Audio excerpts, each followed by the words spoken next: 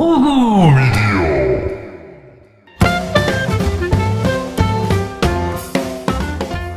2016년 3월 25일. 무슨 요일이야? 예, 금요일이군요.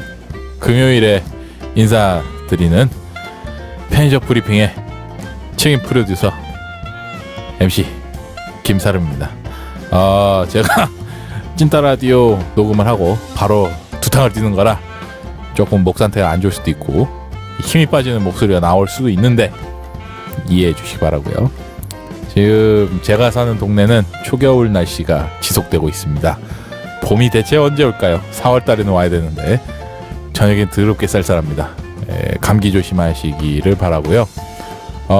저희가 그동안 잊고 있었던 광고를 한 건 좀 할게요. 김은석 씨, 저희 쪽 그 찐따 라디오에 엔딩 곡을 제공해 주신 김은석 씨께서 그 재즈 건반 주자를 구하고 있습니다.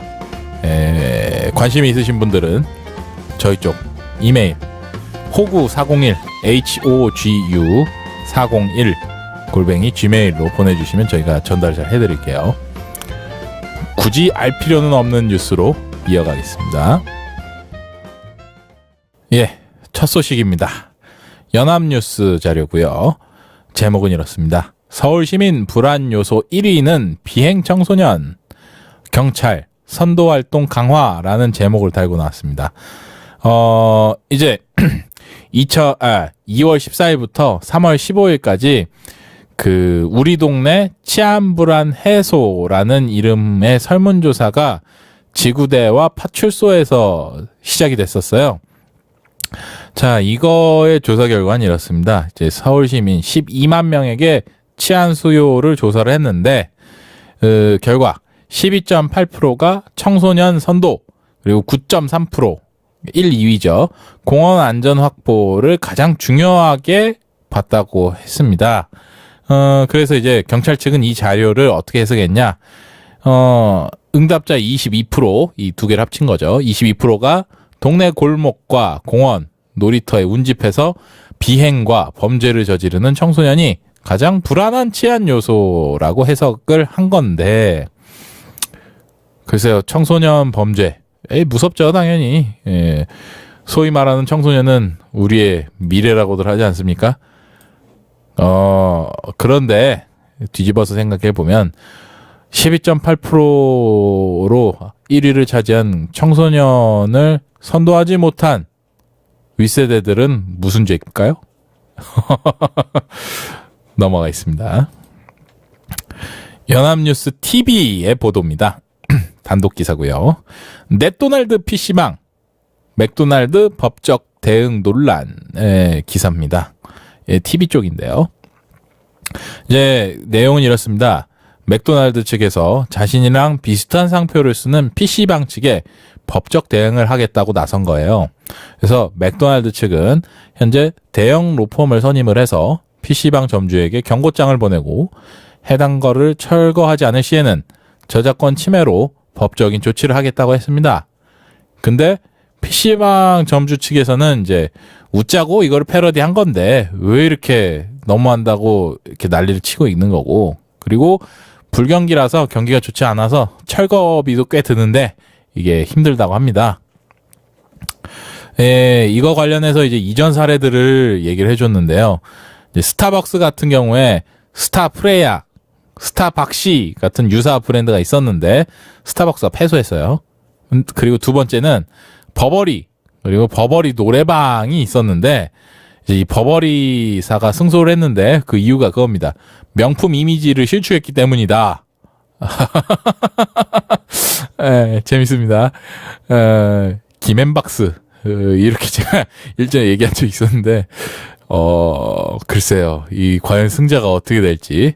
개인적으로 제가 알기로 이 넷도날드뿐만이 아니라 닭도날드도 있습니다. 고소를 하실 거면 닭도날드도 같이 하시길 바래요. 다음 소식입니다. JTBC 보도 자료고요. 제목은 꼼꼼한 경제 해서 진짜라고 할 뻔했네요. 은근슬쩍 홍보를 하고 있습니다. 진짜야 광고야. 뒤끝 남는 블로그 체험 후기라는 기사입니다. 이제 사람들이 기업의 그 자료는 잘 믿지를 않죠, 소비자분들이. 그래서 이제 사용기 후기라는 걸 보기 위해서 이제 블로그를 많이 이용을 하시는데 홍보글들이 굉장히 많습니다. 이러한 그 홍보성 내용이 크게 늘고 있는데 이거에 대해서 규제하는 게 없어요. 그래서 저희가 알아서 판단해야 된다는 거죠. 그리고 최근 추세가 블로그에 보면은 업체로부터 대가를 받고 작성했다라는 문구가 늘어나고 있습니다. 이제 이게 왜 그런가? 그것은 이제 표시 광고법 강화로 인한 조치 때문에 이런 문구를 쓰는 거고요. 이제 이거 관련한 꼼수들이 여러 건 있는데 이제 호금 가는 것, 뭐 대표적인 게 연예인 그 소위 은꼴 사진, 은근히 그런 사진들이라든가 뭐 쇼핑 정보 이런 것들을 올렸다가 어느 정도 이게 인기가 올라가면 광고로 때려버립니다. 그리고 제가 알기로 일전에 보조가 됐던 것 중에 하나는 회원수가 많은 카페를 이제 사들인 다음에 광고 글을 올린다든지 아니면 페이스북 페이지를 좋아요 몇만에 따라서 그 비용이 달라지기 때문에 그걸 돈을 받고 거래를 한다. 이런 것들이 있는 걸로 알고 있어요. 그리고 심지어는 공짜 상품, 서비스를 이용하는 그런 신조어, 블로거지라는 말도 생겼어요. 자, 이런 것에 대해 홍보성 글이나 비판적 내용을 어디까지 허용할 것인가? 그거에 대한 감독과 관리에 대해서 현재 포털 간의 그 협의가 아직은 제대로 진행이 되고 있지 않습니다. 어떻게 보면 제가 짧은 소관으로 판단하건대는 이게 그 테러 방지법과 연계한 인터넷 관련한 테러 방지법도 이러한 것들을 통해서 규제가 필요하다라는 논리로 인해서 이러한 기사가 나간 것은 아닐까 소설을 써봤습니다. 다음 소식입니다. 기획기사고요. 그 임금체계 고쳐야 한국 경제 미래 있다 상편 해서 동일노동, 동일임금 적용, 대중소기업 격차 줄인다라는 제목을 들고 나왔습니다. 이제 정부에서 상반기 내에 직무, 직급별로 임금 정보 인프라를 구축을 해서 기업과 그 근로자에게 제공할 계획을 세웠는데요. 이제 현재는 오래 근무할수록 임금이 높아지는 현행 임금 체계를 이제 동일노동, 동일임금을 원칙으로 해서 직무급으로 개편하기 위한 조치입니다. 이 고용노동부 관계자는 그 대기업과 중소기업 간의 그 임금 격차를 해결하기 위해서 이거를 구축을 하겠다고 했고, 생뚱맞게 지난 2월에 청년 실업률이 12.5%로 최고치를 기록한 가운데 노동개혁의 핵심 과제로 임금체계 개편을 내세웠다고 합니다. 이제 이 사항은 이제 기업이랑 근로자가 다른 기업이 얼마를 주는지 파악할 수 있기 위해서 마련을 한 거고, 한국노동연구원이 지난해 12월 고용부에 용역 보고한 임금제도 실태조사에서 이제 1000여 개 기업 중 350여 개의 기업인 33.2%가 근속연수, 그러니까 짬밥에 따라서 임금이 증가하다가 그 성과 평가에 따른 임금이 변동되는 그 증가 후 변동이라고 합니다. 이거를 지향하는 임금 체계로 꼽았는데 실상은 그 75개, 7.2%만 현재 아까 언급해드렸던 증가 후 변동형 임금 체계를 가진 상태입니다.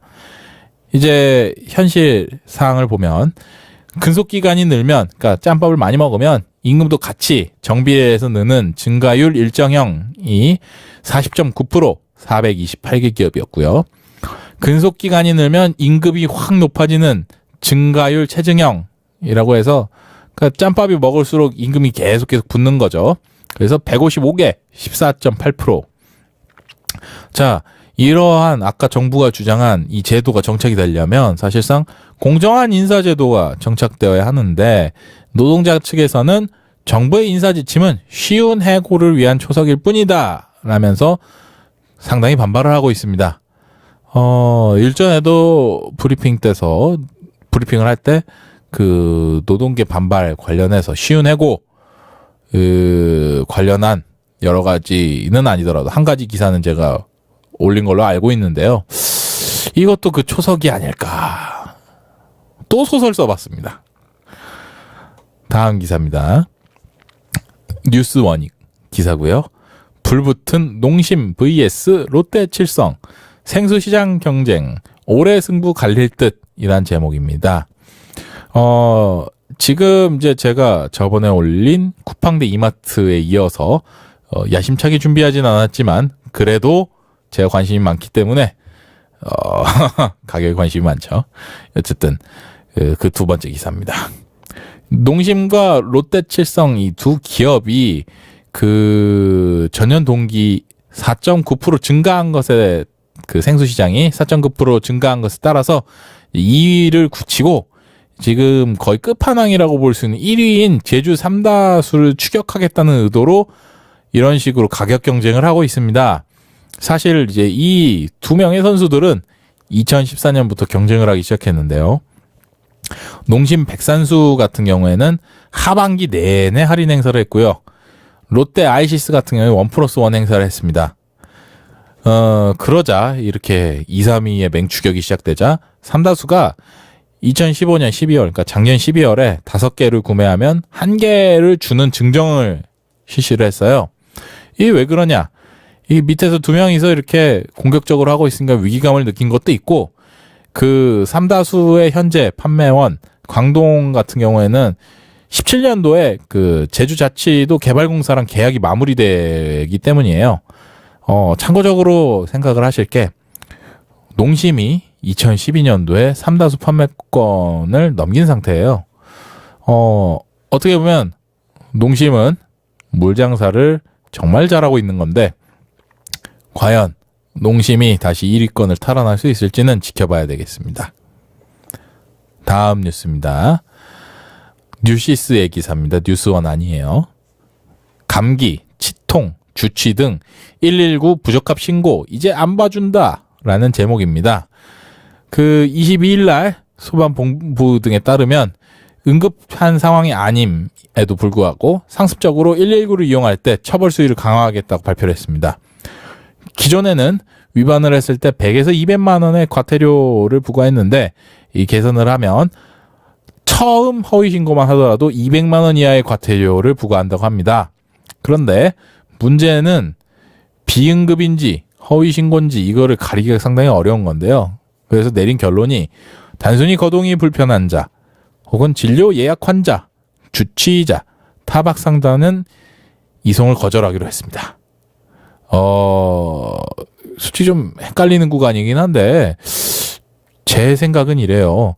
서울에 사시는 분이면 이러한 앞선 4가지 경우 거동불편자, 진료 예약 환자, 주치자, 타박상자 같은 경우에는 112 아니면은 120 다산 콜센터를 연결을 하면은 이거 어느 정도 해결되지 않나요? 네. 다음 소식 전해드리겠습니다. 서울신문이고요.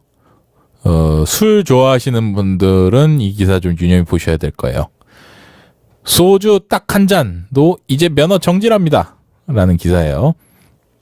정부가 음주운전과 음주운전으로 인한 교통사고를 줄이기 위해서 이제 검찰 측 같은 경우에는 그 동승자에 대한 처벌 강화를 내세웠다면 경찰 측에서는 혈중 알코올 농도의 기준을 강화하기로 한 겁니다. 22일 날 경찰청이 면허정지 처벌 기준을 혈중 알코올 농도 0.05%에서 0.03%로 강화하는 것에 대해 대국민 인식조사를 실시했습니다.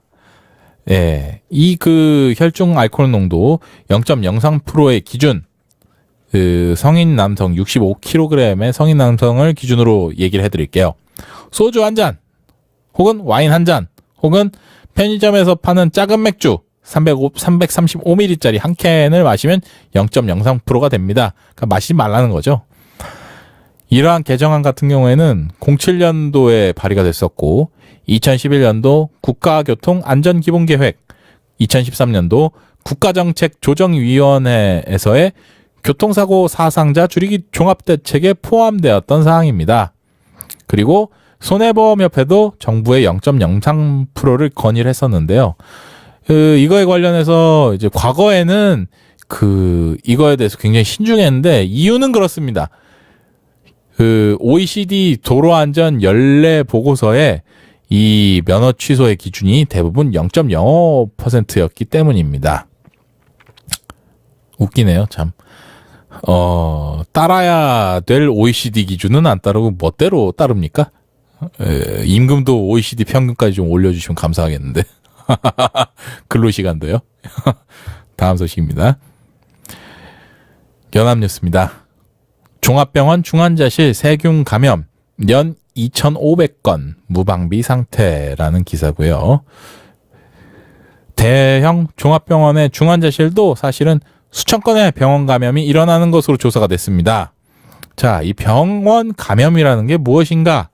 이거는 이제 치료를 목적으로 병원을 찾은 환자가 병원 내에서 세균에 감염된 거예요. 그러니까 병 나으러 왔다가 병 얻어버린 거죠. 22일 전국 병원 감염 감시 체계의 보고서에 따르면 현재 종합병원 중환자실에서 2,524건의 병원 감염이 발생했다고 하고 병원 감염 중에 대부분은 의료기구와 관련된 감염이 대부분이라고 합니다. 그러니까 어떻게 보면 이런 사항이 다나병원 같은 경우에는 시범타라고 생각할 수 있겠네요. 뭐 앞선 기사와 좀 비교가 되는 항목이긴 한데 OECD급에 맞춰서 우리도 세계경제협력개발기구에 가입한 국가인 만큼 이런 것 좀 잘 챙겨주시면 좋겠다 하는 바람입니다. 제가 준비한 편의적 브리핑 여기까지고요. 오늘은 장하군의 캡처 프로젝트가 있습니다. 이어서 끝까지 청취해 주시면 감사하겠습니다. 저는 이만 물러가도록 하겠습니다.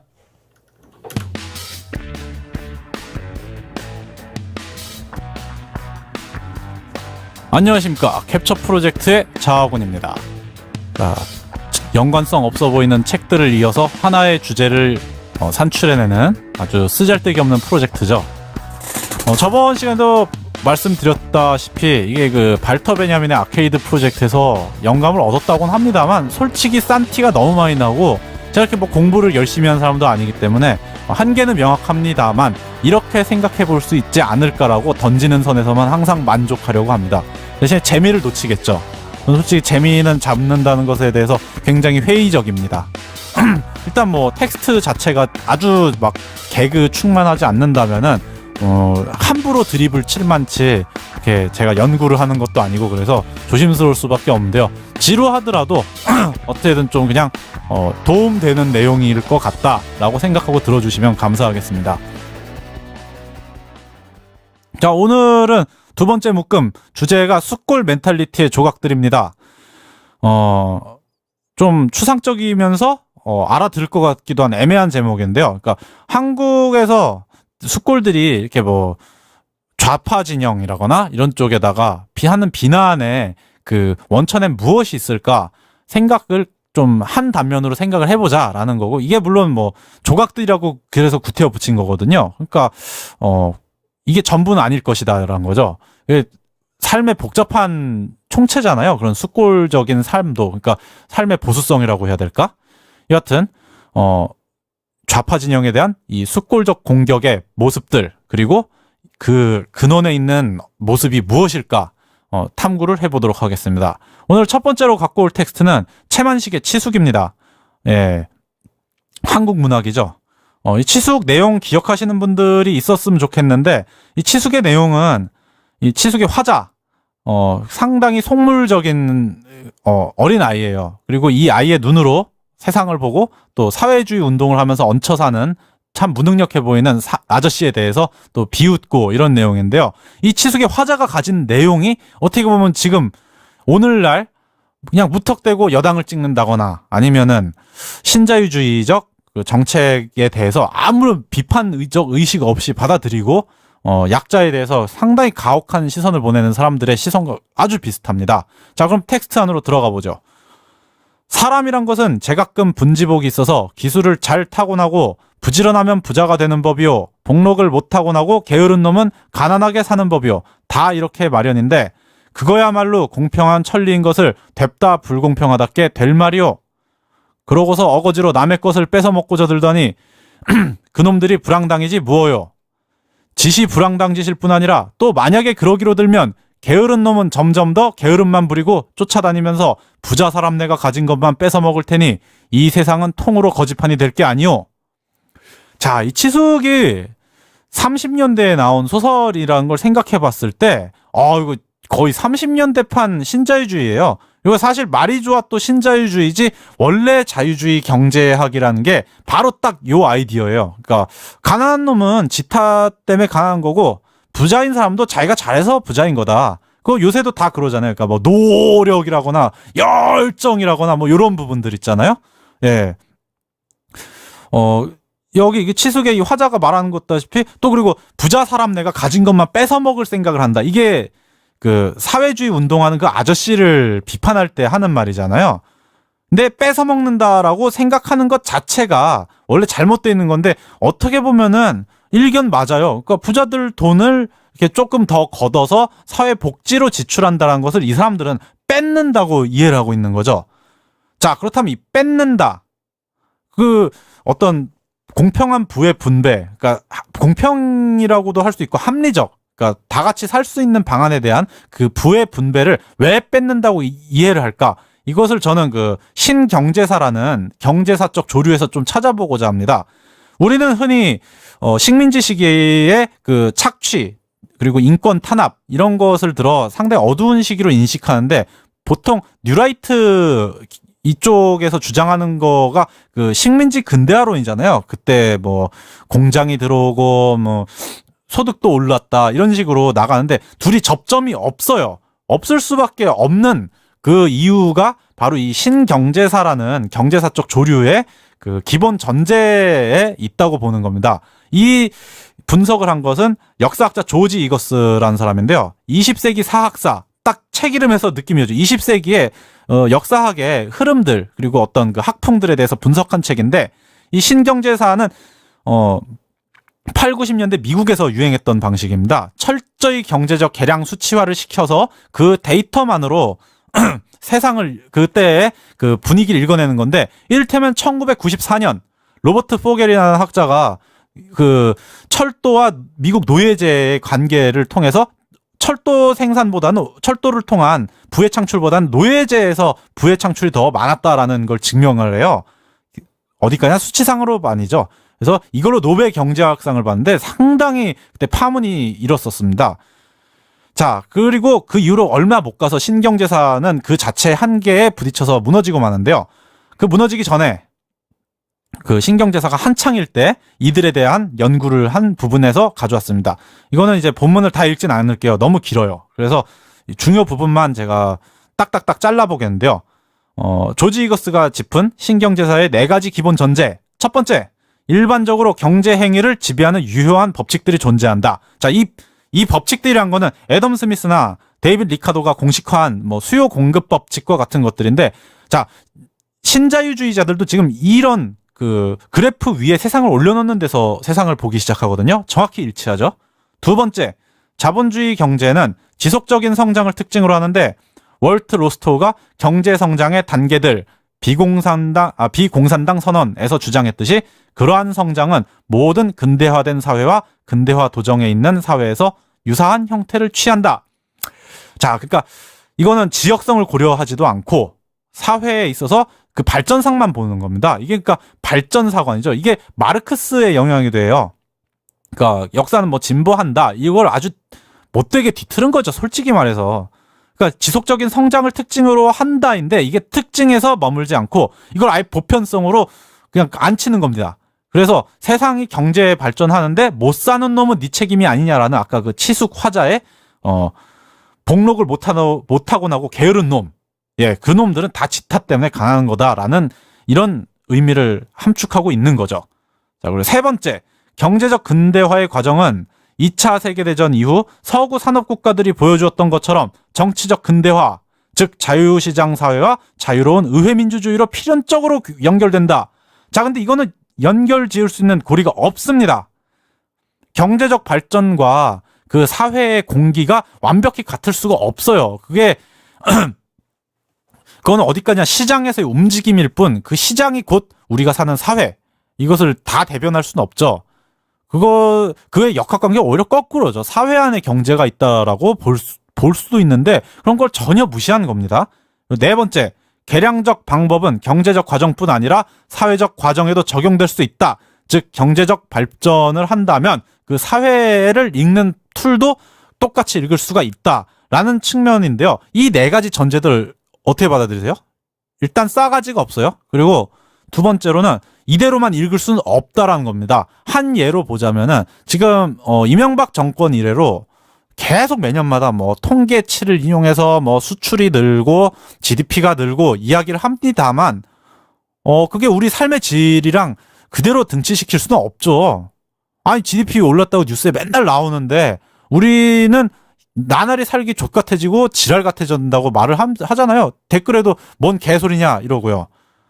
여기서 알 수 있듯이 이게 바로 현실과 괴리돼 있다는 겁니다. 숙골들은 항상 얘기를 해요.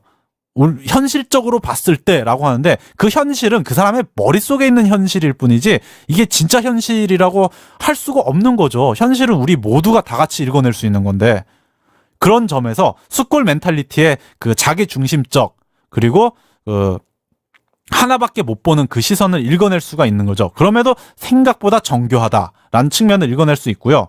자, 이건 이제 그 치숙의 화자가 말하는 이런 뭐 불황당짓 이런 말이 왜 나오냐에 대한 것이었고 두 번째는 이 화자가 취하는 삶의 태도가 어디서 오냐. 이 화자가 취하는 태도는 아시겠지만 돈을 그냥 안정적으로 벌어서 나는 내지인 여자, 일본인 여자와 결혼하겠다. 이런 사고를 갖고 있는 친구인데 그리고 그걸 뭐 이재학이라고 그러죠. 그러니까 이렇게 이익을 계속 이렇게 쌓아가는 그런 학문으로서 경제학을 바라본다라고 화자도 중간에 얘기를 해요. 자, 그런 시각이 어디서 형성되느냐? 저는 힌트를 그 프랑크푸르트 학파의 그 1세대인 호르크하이머와 아도르노 두 사람이 쓴 계몽의 변증법에서 문화산업 파트에서 갖고 왔습니다. 이 책에서는 이렇게 얘기를 합니다. 문화산업은 소비자의 모든 욕구가 실현될 수 있는 것처럼 제시하지만 그 욕구들은 문화산업에 의해 사전 결정된 것이다. 자, 이 부분이 굉장히 중요해요. 그러니까 우리가 뭔가 선택해서 그 욕구를 이렇게 실현한다고 생각하는데 사실상 그게 이미 다 문화산업에서 결정돼 있다라는 거죠. 광고, 뭐 홍보, 그리고 뭐 정치적 선택이 되었건 뭐가 되었건 내가 생각하는 것이 이미 그 사회의 틀에서 정해진 대로 놀아난다라고 나쁘게 이야기할 수 있고 나는 쉽게 말해서 사회 내에 꼭두각시다라고도 비판적으로 바라볼 수 있습니다. 뭐 치숙이 화자도 마찬가지잖아요. 그 당시 식민지 조선에서 조선 사람이 취할 수 있는 최상의 삶의 형태라고 규정 지어진 것으로 본인이 판단하고 그런 생각을 합니다만 그것조차도 그게 그 사람이 바라본 현실일 뿐 실제 현실은 아니다란 거죠. 그리고 더불어서 이런 사람들은 보통 못 사는 사람들에 대해서 취하는 그 가혹한 태도 다 네 탓이야. 이 태도가 어디서 올 수 있느냐? 계몽의 변증법이 계속 나옵니다. 즐긴다는 것이 의미하는 것은 항상 무엇인가에 대해 더 이상 생각하지 않는 것. 고통을 목격할 때조차 고통을 잊어버리는 것이다. 생각보다 좀 시니컬한 문장이죠. 뭐 예능에 심취하되 정치에는 관심 없다. 이런 사람들이랑도 연결이 되고요. 즉 정치 현실에 대해서 도외시하면서 피해가면서 나는 내가 바라본 현실만 즐기겠다라는 도피적 태도죠. 그래서 이 책에서도 도피에 대해서 계속 얘기를 해요. 이 도피는 어떤 식으로 나타나냐? 그러나 그 도피는 일반적으로 얘기하듯 잘못된 현실로부터의 도피가 아니라 마지막 남아있는 저항의식으로부터 도피하는 것이다. 오락이 약속해주고 있는 해방이란 부정성을 의미하는 사유로부터의 해방이다. 즉 쉽게 얘기하죠. 생각이 없다. 그리고 잘못된 것에 대해서 왜 잘못됐는지 생각하지 않겠다. 나는 그냥 주어진 것만 바라보겠다. 라는 아주 피독적 태도인데 이게 현실이라고 말할 수가 없죠. 앞서 얘기했듯이 문화산업은 이미 사전 결정돼 있는 것이기 때문에. 그리고 더 나아가 보죠. 이 도피의 성격을 규명하는 아주 좋은 책이 있습니다. L.A. 프롬의 자유로부터의 도피, 이거 책 제목부터 완전 스포일러예요.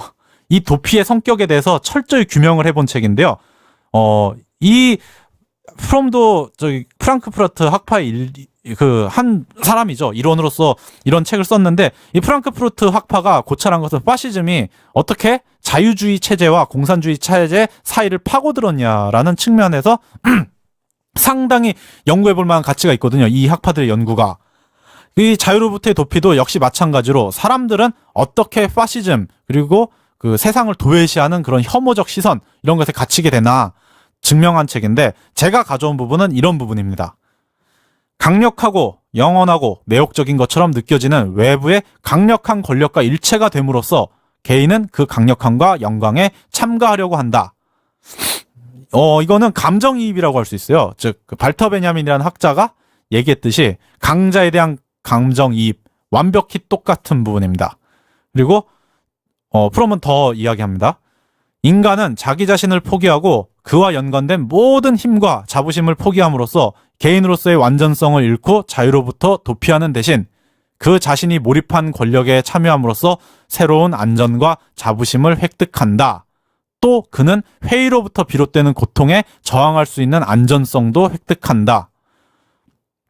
쉽게 말해서 앞서 그 계몽의 변증법에서 나온 그 부정성을 의미하는 사유로부터의 해방, 더 이상 생각하지 않음, 그리고 그 고통을 잊어버리는 도피, 이런 것과 완벽히 일맥상통합니다. 이렇게 해서 다시 그 치숙의 화자로 돌아가 볼 때, 이 화자는 일견 보면 굉장히 생각이 없어요. 하지만 신경제사적 그 자유주의 경제 철학, 그리고 더 이상 생각을 하지 않겠다는 확고한 의지, 그리고 강자의 감정이입, 이것이 아주 적절히 체계적으로 버무려져 있는데, 이런 생각을 하는 사람들은 언제나 있어 왔고, 그런 사람들을 우리는 일상 속에 사는 사람들이라 그러죠. 솔직히 우리 주변에 뭐 정치 다 족같다라고 얘기하면서 선거 때 되면 다 그놈이야 라고 도피해버리는 사람들 쉽게 찾을 수 있잖아요. 이런 사람들에 대해서 마냥 무식하다고만 할 일이 아니란 거죠. 이 사람들도 다 그 전통이 있어요. 이런 전통, 바로 치숙의 화자와 같은 이런 사람들이 꾸준히 살아남아가지고 지금도 21세기에 맞는 형태로서 그런 현실 도피를 하면서 살아가고 있는 거죠. 즉 스콜 멘탈리티는 강자에 대한 감정이입이다. 체계적인 감정이입. 이런 측면에서 바라보면 어떨까 싶습니다. 그래서 그들에게 설득에 대해서 얘기를 계속 할 수밖에 없는 게, 그 체계화된 것을 하나둘씩 무너뜨리면 어떻겠냐라는 측면에서 그들에게 이야기하고 싸우고 설득을 하자라고 학자들이 얘기하는 지점이기도 해요. 그러니까 무식한 새끼들이라고 막 놔버리자, 거기서 끝나는 게 아니라 우리도 어떻게 보면은 그런 사람들이 있다는 현실에서 도피하고 있다는 또 다른 반증일 수도 있잖아요. 여하튼 불쾌한 여운을 남기면서 이번 주 캡처 프로젝트 두 번째 묶음은 마무리하도록 하겠습니다. 다음 주에도 여전히 불편하고 재미없고 하지만 생각해 볼 만한 소재들 가지고 돌아오도록 하겠습니다. 지금까지 캡처 프로젝트 저하군이었습니다.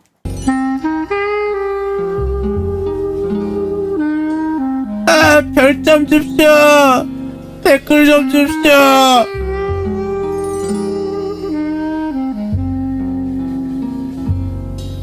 여러분의 다운로드와 구독하기가 저희 호구 미디어를 먹여 살립니다.